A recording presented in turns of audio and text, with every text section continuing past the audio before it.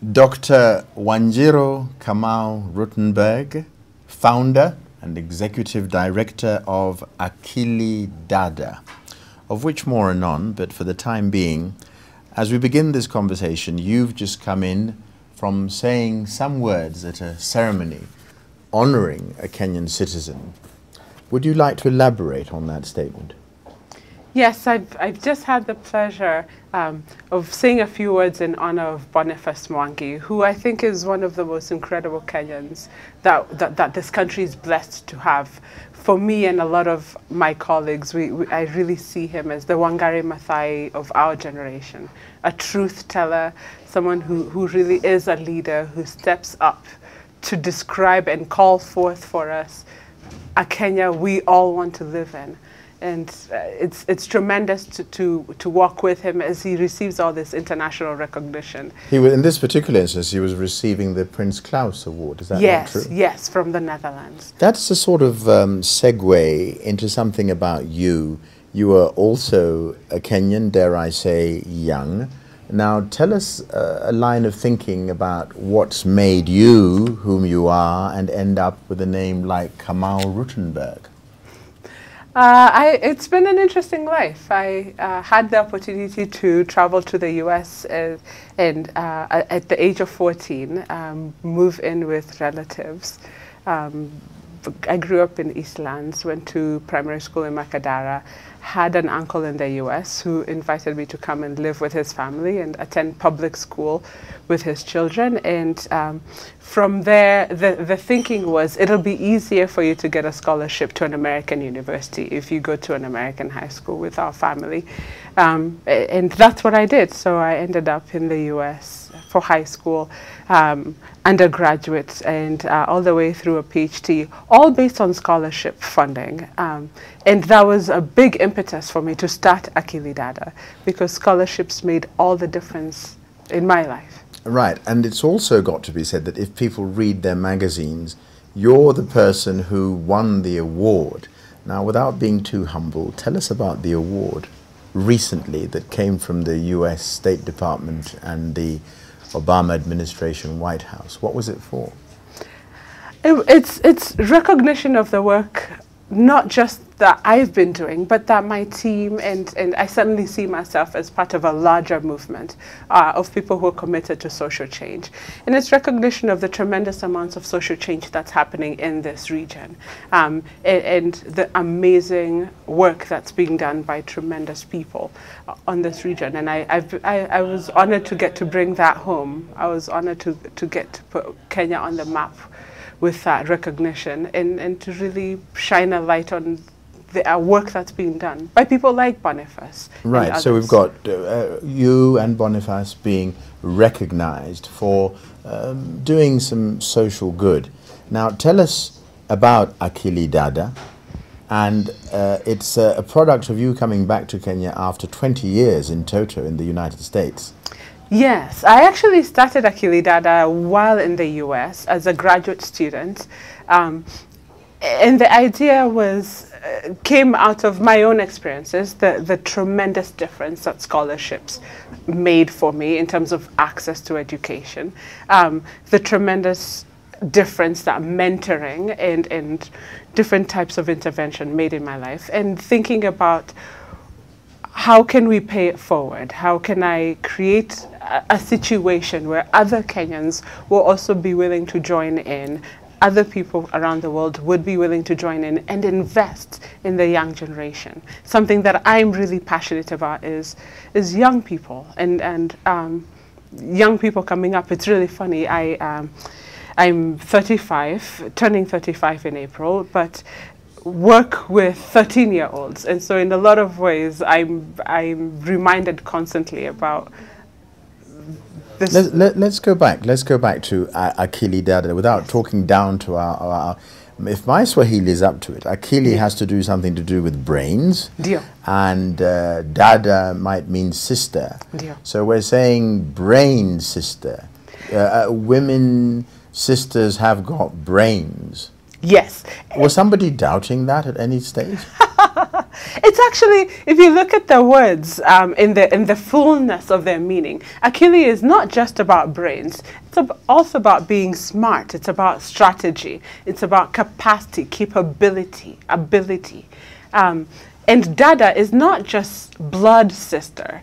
It's a sisterhood, communities of women. So Akili Dada is an organization that brings those two concepts together to say that we need to create communities of women that support each other, that are strategic, that are smart. We need to celebrate women's excellence.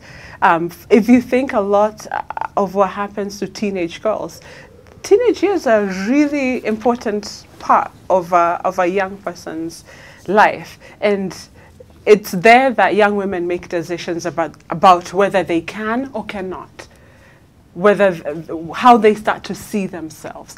And what we try and do with Akili Dada is create a community where we make it okay for young women to dream their biggest dreams. So do explain, what is the structure? When you say we as a grouping of 10, 100, 1,000 people? I have a staff of 5. I work with a staff of 5, but Akili Dada is much larger than the staff team. We've recruited a couple of 100 women who volunteer to serve as mentors to the young women that we're investing in. Largely wrought, Akili Dada is a leadership incubator. What we're doing is investing in young women who have potential to drive social change.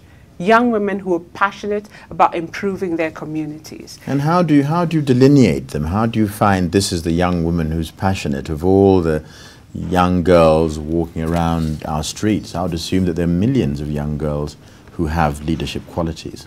There are absolutely millions. And the problem is we're not able to invest in all of them. We're trying to figure out how we can invest in more of them. So if I were a young girl, I would write a proposal and say, read it, and you'd think, this is nice, came top of her class, runs 100 yards in 10 seconds. Yes, let's invest in her. 2 different programs we're running. One works with young women ages 13 to 20, and that focuses on young women in high school. And so we're working with some of the high schools in Kenya that admit students from across the country, and we offer scholarships. These are young men who are from the poorest families. In our education system, we've got provincial, we've got national, we've got private schools. National schools. National schools. Yes. So we're working with national schools. We're working with schools like Mary Hill, Precious Blood Riruta, Kenya High School, Loreto Limuru. And we approach them and we say, who are the bright young women that you really want to keep in the school? But these schools are by definition somewhat, their history speaks to a certain privilege from the word go. I don't see a lack and a destitution from going to schools like that. That is a tragedy. Right. Because national schools are required by law to select students from across the country. Some of the poorest students in this country are in our national schools. National schools don't ask whether you can pay school fees or not. They give you the letter. And I've got to say, one of the saddest things that's happening is you'll see wealthier parents coming in and purchasing the admission letter that has been issued to a bright but poor young woman so that they can put their children in there. Yes. And so our national schools, I feel, are a major national treasure that we're not investing in. National schools represent tremendous opportunity for young people from poor families to have top-class education. And so we've really got to do more to invest. Not knowing anything about anything, would Starehe Girls fall up in your list of... We love what Starehe Girls is doing. 100% of the young women in Starehe Girls are from poor families. Right. It's a beautiful model. Right. It's a beautiful model. We suddenly and do they benefit from Akili Dada? We haven't got a formal partnership with them because, again, the way we see ourselves is selecting young women who fall through the Starehe cracks. Right. Like Starehe Girls cannot afford to support all the needy, bright young women in this country. And so we see ourselves as doing very much the same type of work. Now tell me something, all this idea, Wanjiru, of choice, whenever choice in any kind of setting, what are the criteria for the choice? Do you go to a region and say, we want, if ethnicity is a card, are you saying we're going to have somebody from the coast, somebody from Wajir, somebody from Western Kenya? Because you could have the accusation that you are creating a community-based elite of your own. Would you respond to that? Actually, it's interesting. That conversation has come up, right? So in terms of ethnicity, the reason we work with national schools is, again, they're required by law to select from across the country. So when we work with a national school, we make sure that helps us ensure that we've got regional representation. We've got young women from 36 counties across Kenya right now, and that information is on our website, and you can really see the regional ethnic diversity that we're working with. We're working with rural poor and urban poor. And that's important to us. So maintaining diversity is critical for us. The other important thing is we see ourselves not just as a scholarship program, but as a leadership incubator. Part of the challenge that we face in Kenya around leadership is we've made it a race to the bottom. We have conversation about leaders so that we set it up as a race to the bottom. So whenever I or Akili Dada is accused of being elitist, what I say is, don't you want the best leaders? Does that mean that the smartest kids in school are the best leaders? No, it doesn't mean that.